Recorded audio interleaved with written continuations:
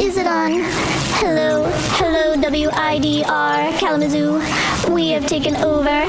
We are your source for radio evolution. Yo!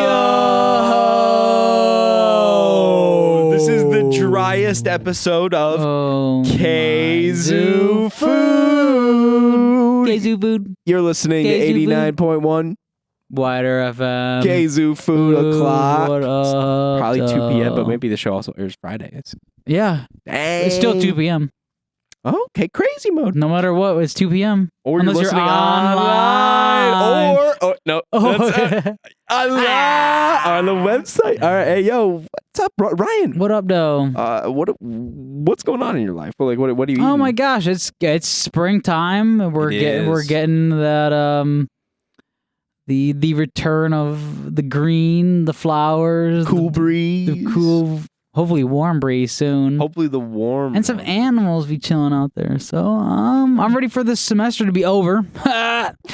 And I'm ready for summer. Me too, man. Springtime. Me too. That's what I'm there. And I think you brought up a really good point there. Those warm winds that are to come that inspired the origin, or in fact, are the actual origin of what we're talking about today. Cully, what are we talking about? We are talking about jerky. Jerky And jerkied meats. Jerked up. Getting jerked up. Jerky. On 89.1 WIDR FM. We're getting jerked up. Kzoo Food 89.1. Well, first, I think jerky. Jerky. What? Why? What? Who? When? Cully, what is jerky? What is it? I'm so glad you asked, Ryan. I'm glad you didn't ask me, because I don't know if I'd be able to give a good answer on that. What is jerky? Is dried preserved meat. And so when that takes on many different cultural connotations, there's many different recipes for that. At the core, it's really just dried preserved meat. It's meat that's been dried out so much that the moisture has left it that bacteria can no longer grow on it, or it really inhibits that. So it'll last much longer than it would if it didn't have that fat. You said preserved, preserved meat. Usually as preserved as possible, usually through just dehydrating, but now in a modern, but maybe a historical and modern context, usually brined or in some sort of marinade or marinated in something, and then dehydrated into evolved into what we know and what you kind of typically see in the Jack's Lynx bags. Although that's sort of like the worst, most bastardized form of it. Dehydrated. There's like a multitude of ways to dehydrate something. Yeah, if I'm correct, you could just like leave it out essentially in the sun. Probably the origins of jerky are someone just left some meat out in a dry, open, aerated spot, probably left hanging. In some savanna somewhere, and maybe they forgot about it. Maybe they left it and couldn't come back to it. Maybe they were like, they knew before maybe that this might work, but for some reason it was just left out long enough and it was still edible. It was the breeze had kind of touched it. I've done this before with my cousin, where we built a thing out of sticks and some paracord, and we made a like a rack essentially. But we had some metal, and we were able to hang some strips of jerky on it, and we did that in the open sunlight. Wow. And it's possible, but it takes a while. So there's that. Can't you just like throw a ton of salt on it, and essentially that'll draw the moisture out? Am I correct curing. on that? Curing. I think that would be curing. It's a form of curing or kippering. So there's this term called kippered. Kippered. Like, to wow. kipper beef. I've never heard this word before. It's essentially a form Is of it a jerky. K? Yeah. It's essentially a form of jerky, but it's not as preserved. It has much more moisture, and it's primarily salted and then smoked. So it's cured and then smoked. Sounds good. Yeah, it's extremely good, and that's how you get a steaky, very like a rare piece of jerky. Yeah, essentially. Okay. Word. Yeah. So there's that, and then like freeze dried. I've never heard of freeze-dried jerky before. I haven't either, but I'm intrigued to see if that's something that I could assume it could be done. It's probably have been done. Someone's done it out there. You know what? The thing is, like, I don't even know what freeze-drying is. Yeah, is it liquid nitrogen? I don't know. Yeah. I just know it from like freeze dried like candies. And I've seen those around. People, and fruits people or something. Yeah, a lot of freeze dried fruits out there too. Wonder what you do if you drop a lamb chop in there or something. What would you do if you put like a pistachio in a freeze dryer? Who knows? Dryer? Let's go get some liquid nitrogen. What if you in put like some sand in a freeze dryer? How do you dry out something that's already like super dry? I'm gonna leave this up to the audience tuned in. You gotta let us know. Let us know in the comments. You freeze folks. dry or you dryer.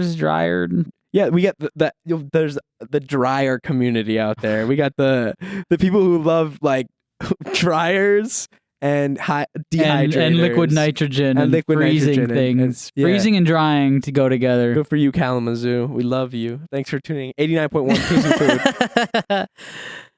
Now that we've talked about what is jerky, we know it. We understand. This is jerky, and our audience knows. But there's a historical context. Many different places do it a lot of different ways. I've heard of this. There's this probably because it's so raw, right? It's just something that's just like been left out. I mean, in the right conditions that allow it to. It's like a drum. It's like every culture's invented their version of the drum. The drum. Yeah. Or like a stew. Yeah. Like it's just at some point a culture or an individual is going to leave some meat out to dry. Well, I think it's so cool because essentially nature can just jerkify things on its own without like human interaction. Like I'm thinking like a rabbit were to get just left out, after it passes away in a perfect spot, and you just stumble across this jerkified remains.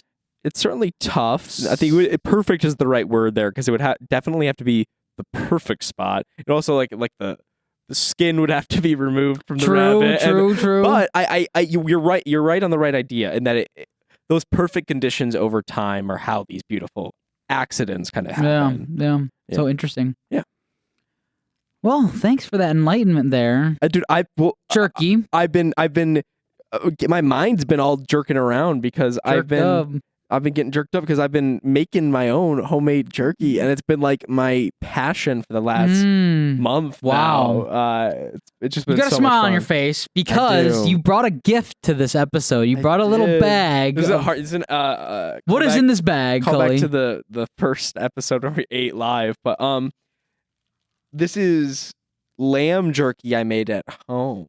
Lamb jerky. I purchased this at the local International Gourmet Pantry. So you did this at home? I did this at home.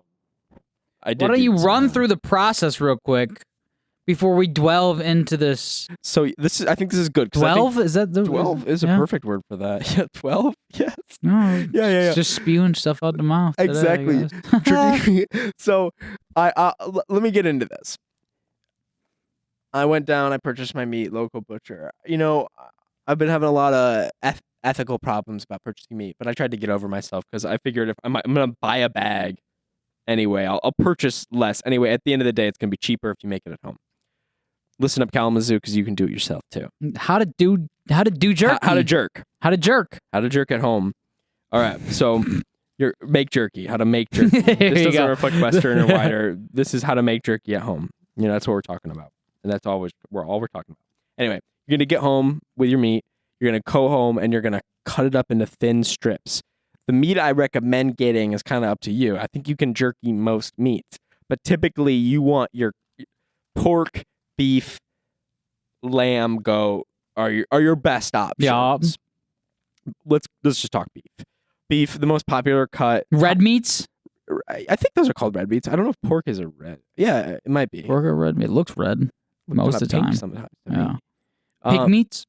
Pink meats. Yeah, the pink meat. But I've seen people do chicken jerky. Turkey jerky is incredible. Turkey jerky? It's impossible. Mushroom jerky, I just did it. I know, I see this. Wasn't that bad. I think we'll get there in a moment. I'm going to recommend, if you're doing this for the first time, beef just is kind of just like the standard for a reason, I think. Word. That bovine taste is pretty good. Mm-hmm. And it kind of jerks up nicely. Anyway, so you want to get that cut of top round is the most popular cut, but I really think you can get a lot of different cuts, and if you slice them thin enough, it kind of works. Listen to me, folks. This is how I'm doing it. No, everybody does it. Oh. Anyway. Trade secrets. Yeah, these are some trade secrets here. Anyway, so you're going to get your cut of beef, I recommend something lean though, relatively lean. A lot of people say trim off all the fat. I say no. Trim it off if you're making this for the intention of preserving it for a really long time, like a couple months maybe. Like maybe there's a survival situation. But if I'm like, this bag is not lasting me more than 3 days if I'm good. So, and the fat is the best part about it. Okay. And so it'll render nicely in whatever setting you're smoking or you're dehydrating it. I'm going to tell people how to do it in their oven. So you don't need any fancy equipment. You don't need a dehydrator. It's possible to do it in the oven. Okay. So you're going to take your meat, slice it up thin. There's a lot of people, so you can go, there's with the grain. So if you're looking at your meat, there's a natural grain to it. If you cut with the grain, that is to say parallel with the grain, you're going to have that jerky that's like longer and kind of strips apart like little flakes. It'll like your fingers, how they spread apart like that. Like fibers? Like fibers. Yeah. That's a great word for it. Thank you. So that's if you're cutting with the grain. With jerky, it's really forgiving. You can do either or. It's kind of preference. Okay. If you do that, it's like with the grain. If you do against the grain, you're going to get that jerky that sort of like flares out like a checkerboard when you kind of pull it apart. It'll be much more tender. Is there a desired method? Some people prefer to be able to like pull it and gnaw on it like the first way, to be able to have those like fibers to see it like that. Some people like want to be able to tear at it. Understood. Some people prefer the more tender against the grain method where you're able to like chew into it and pull against it. Got you.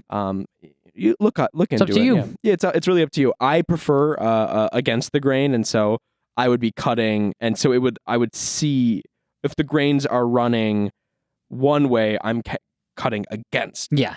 Like I'm cutting, what's that called? Against the grain. But like there's a word for that. Perpendicular? Thank you, Ryan. I'm cutting perpendicular to the grain and I'm slicing through that. So, and you want relatively thin strips. Okay. I kind of do no bigger than my pinky is what I'm aiming for. Like if it's thicker than my pinky, it just for consistency's sake. Yeah. Just because like, you can do thicker or smaller. It'll just take longer or shorter. So it's all about watching and doing what you're adjusting. And so I usually just do no thicker than my pinky is probably what I'm doing. But relatively thin strips. Some strips are really tiny. Some strips are really big. I kind of like that heterogeneity. I want strips that are more crispy and like that like thing. And then I want some strips that are like tender and I'm like chewing on for a minute. I like that. So I'm kind of rough with my chopping. I'm as clean as I can be, but that ends up being rough anyway. So it doesn't matter. Now this is the moment where you flavor it. You're gonna get a bowl. I like to get one of those like Tupperware, like tall Tupperware containers. Yeah. This is that you're making your marinade. A basic marinade. I'm gonna say like 2 parts soy sauce, 1 part Worcestershire sauce, like that W sauce. If you don't have that at home, salt, pepper. Okay. Like kind of I feel like covers that. Fish sauce is pretty good. Any of those like savory sauces, like. Dude, like hot sauce, put it in there. This is your moment where you can go crazy. This is really, really fun. Have fun. It's forgiving. It's so forgiving. Got you. It just go crazy. Just be the only thing you really got to be aware of is you don't want to do too much and you don't want to really do too much salt. You want to be conscious of your salt. So if you're salting it with soy sauce, because soy sauce is pretty salty. Yep. That's your main sauce. That's your main salt component there. So you just want to be mindful of that. And you're eyeing this. You want. I don't really like exact measurements because it depends on how much you're making. But if you've got like just the marinade should be covering the beef. Yeah. But just mix it up and kind of like press it down, and soak it up. The meat has its own juices, something. And it all kind of comes together anyway. So just keep watching it and add more. It really doesn't matter. How long do you leave this in the marinade for? You want to go 24 hours. 24 hours. You want to do full 24 hours. Okay. This is a long process. And then you want to shake it up a couple times throughout the day, ensure every piece is touching marinade and it's getting coated. Yeah. It's having a good time in that marinade. So after this 24 hours, where do we go from here? You're going to preheat your oven. 170. 170. That's the lowest mine goes. So interesting. Would you, like, in realistic terms, want to go lower than that? I wouldn't recommend it because I think while it's possible. I know dehydrators can go lower than. For sure. If you're doing it at home and it's your first time, I'm going to recommend 170. Here's why. Because that's going to kill no matter, I think chicken. Oh, pasteurized temps, yeah. Anything you're putting in there, it's going to kill it no matter what at 170. Like, I know that for sure. I think lower, but that's like those diseases die at 170 after 6 seconds in the same way they would die at 145 for 12 seconds. So like at the end of the day, if I did do it for 130 you're going to cook it for 6 hours about. 6 hours, so that's what it takes. Almost about, depending on your thickness. And temp, I guess, yeah, of course. Yeah, depending on your tempness and your thickness. But it takes a while. I would say anywhere from 3 to 6 hours is your range. That's I guess I was thinking more, I'm not going to lie. It's shockingly fast. 170 is pretty hot for 170 is pretty hot, yeah. Like temperatures don't get that hot, not yet. Outside yet. But so yeah, leaving your marinade, you're gonna get. I like to get like a rack, like a mesh rack, and then I like to get a tray, like a cookie sheet. Cover that in tinfoil because you're gonna get a lot of drippage. Yeah. Just save yourself the hassle. Lay strip, as my cousin and I call it. You're gonna lay your strip, which is you're gonna just make sure everything's on the mesh sheet, it's not touching. Put in the oven about 3 to 6 hours. And then when you're done, when you're done, it is the most elating. Wow! Speak of that, I've had this jerky in my hand this entire time. Man, my mouth is watering, Cully. I figured you're gonna eat it during the thing because this is probably the worst food you could eat during a talk show. No, let's do it. I mean, I think we're now on to. You just popped it in your mouth. I did. We're now on to the flavors and types. What is this jerky I'm holding in my hand? Before I eat this, wow, what am I eating? You're eating. What did you bring today? This is lamb jerky. Lamb jerky. Yeah. So this is a baby goat, right? Baby sheep. Sorry. Rest in peace. I'm thankful for its life. I appreciate it. Giving food to me and my friends, my family. So respect to the lamb first and foremost. And what is this marinated with? Oh, I'm seeing sesame seeds in there. This is a pretty classic. I went pretty classic. I just did Worcestershire sauce, soy sauce, red pepper flakes, a lot of black pepper. I grind until my arm hurts. I did a little bit of flaky salt just because I like the taste of that salt brand that we have, and then a little bit of chili powder, and then there's this like smoked Tabasco hot sauce that I dumped in there, and then the sesame seeds too, and that's it. And a little bit of brown sugar, and that's it total. All right, let's see what we got. Oh my goodness! Oh my god, man! Yeah. Wow. Such an interesting and complex taste. I'm sorry, I'm talking with my mouth full here. I think people understand. It's at this point, radio's evolved. Wow. It's radio evolution at this point. You know, we're eating lamb jerky live on it. Oh, the heat comes in right now. It's about like 15 seconds after I ate it. Wow.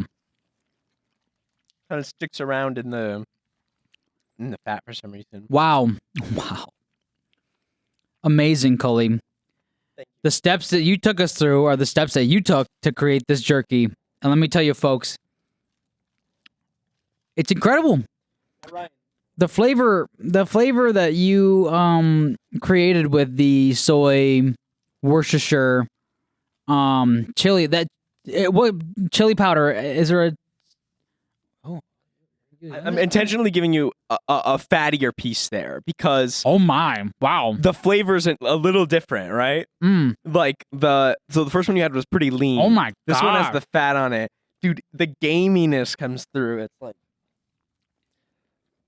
all I'm trying to do with this one was really enhance. Like I want to taste the lamb. Like I'm not trying to do anything to the lamb. And I hope I didn't give you like a gum piece that you're gonna have to spit in. You can put it on my computer if you need it. You'll figure it out. The lamb is got this rich sort of gamey taste that of all the options here, you got, like pork, beef, soy, the flavor like almost like 180'd on me. Yeah, completely. The game cuts through a lot more in the fattier pieces there. My friends were even telling me like, dude, like I almost can't handle that. No, what a complex is the way I'd want to say it. What a complex taste. Earthy. It's like musky. It is. It's like funky and a good and like not the traditional funky taste. It's like Like you said, musky. Is that what you said? Yeah, musky. It's got like just a sense of rawness to it. That typical. You don't really meat other other meats have that, but like of your typical things on the market shelves, nothing really tastes like. If you've had lamb before, I would say it's the same taste. Oh yeah, but 100%. Like, but when we're talking about jerky, think about what like a sun-dried tomato tastes like relative to a tomato. That's what we're having. We're having the most condensed, flavored. Like all that's left there is the flavor. The flavor. The water's gone. It's only the flavor now. So all the spices that have absorbed into that are clinging to the proteins. Well, you hold on to that. They're holding on to that. You're clenched up. They want it. And that's the flavor we're tasting. It's the most condensed dried version. How fun. Yeah. So that was lamb jerky, but we've gone through beef. That's the typical. Beef. Yeah. That's great. I recommend doing that at home. Soy jerky, and that's like the plant. Yes. Yeah. So what's getting really popular is the soy curl. Soy curl. Soy curls are this form of jerky or reconstituted soy protein. Anyway, either soy curls are these just like versions of soy protein that are just like strips that look like jerky. A lot of people will use those to make soy jerky. Okay. It tastes and looks a lot like beef. And once it's marinated and dehydrated. Understood. Like that. But there's also just like you can get soy protein, blitz it up yourself, and like make sort of like, you know how like Jack's Links has like that sort of like it when you like those sticks. Yeah. That's like reconstituted ground beef jerky. Yeah. So you're essentially making a soy ground jerky. I think it's possible. Wow. I haven't done it though. I'm seeing fish jerky too. You were talking to me about this the other day. I just made some trout jerky. Trout, wow. Some That rainbow sounds trout incredible. freshly caught in Michigan. And it was really good. It was fishy. And what I was able to like also dehydrate the skins with it, and I blitzed those up, and I have a fish powder now that I could put in Fish like powder, have fun. fish stock or something like that. Mushroom jerky? Just made that. Wasn't as good. Not as big a fan. I'm not a mushroom fanatic. Oh, really? I love mushrooms. I do love mushrooms too, so but I don't think I'm good. a mushroom like fanatic. Okay, understand. And so when I was like, oh, I think it was all right. It just wasn't. It's not the same. It's not the same for a reason. So I'm still in searching for some vegetarian and vegan alternatives here to kind of satisfy that sweet tooth, potentially at a more cost effective and also environmentally friendly way of doing it. But at the end of the day, you can't go wrong with the classic. Go wrong with the classic, and it's great food to just like have around. It's either a snack. It's lovely. It's got proteins. Yeah, have fun. Like that. And it tastes good, and you're glad you got it around. Ah, Something to chew on. that's the jerky. I'm glad I could share that knowledge, and Yeah, that thank you. That was was awesome. fun. And I hope Kalamazoo can go back home and take away these three things. Yeah, It's easy and fun to do at home, so you can go make jerky. easy, fun. Jerky's a part of our cultural heritage, no matter who we are or where we came from. And it's important to appreciate the classic flavors. That sometimes just like the simple ways of doing things are just like the best way. Yeah. Keep doing that. Wow. Yeah. Thanks, Cully. Thank And you. that Ryan. was Kzoo Food. Shorter episode today. A short episode, but that's all we needed That's to all talk you about. need. Just jerky, folks. That's why the rest of the hour that you usually get, you're gonna be making jerky. Go home and make jerky With the 5 simple steps from the do it at home Cully jerky. Just listen jerky back special. To the episode, Yeah. But at the end of the day, it's so easy. All it is about cutting up thin strips of meat, letting it marinate 24 hours, and dehydrating it. Dehydrating. It's so easy. Gosh, it's so good too. You can do it. I still got that gamey taste in my mouth. 1,000 times before. It is incredible. Here, take another piece. I'm all good. I You good? appreciate It's too it. gamey? Yeah. Here, bro. No, I don't. All the game for my me. tummy be rumbling today. I got an upset stomach, so. So I hear gamey meat cures that. Oh yeah, the lamb will fight it off for me. Well, thanks to the lamb, and thank you, Kalamazoo, for tuning in. Oh, yo, you know it too. Kzoo Food. Peace.